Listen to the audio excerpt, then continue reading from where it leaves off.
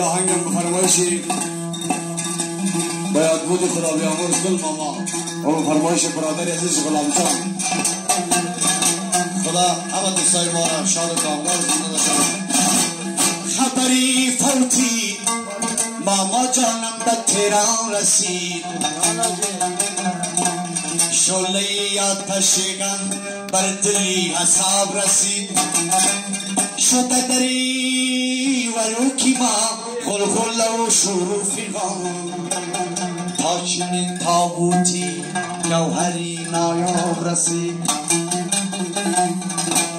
وای از آن روزی که صیادی اجل یار شود گناهم بر سرم ذره ذره بار شود خش قومم همگی جمع شوند گریه کنم کو زبانی که در آنجا الله زب گفتار شود یکی پریوان صفت بودی تو در دورو برم وای وای هی گل ماما سوخت بندی جگرم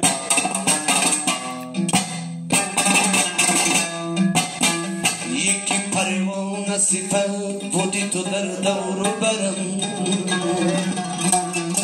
وای وای هی رفیقم سوخت بندی جگرم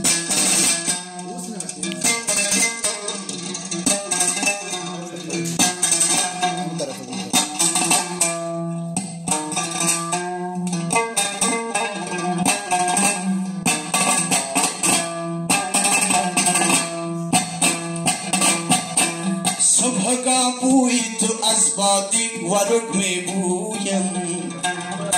ای ماما می گویم گل ماما می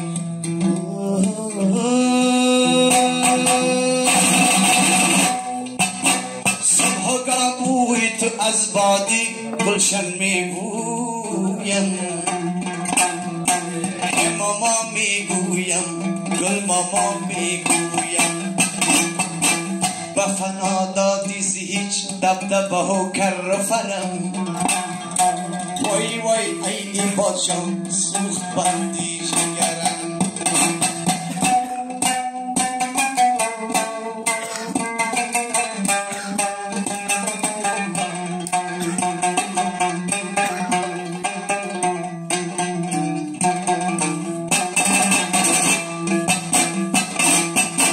حسرتا گلشنی از بستانی ورو کجاست ای گل ماما جان کجاست غلام جانم کجاست خاک افکنده فلک خاک دو عالم بسرم وای وای هی ماما جان سوخت بندی جگرم یکی پروان صفت بودی تو در دورو برم وای وای هی رفیقم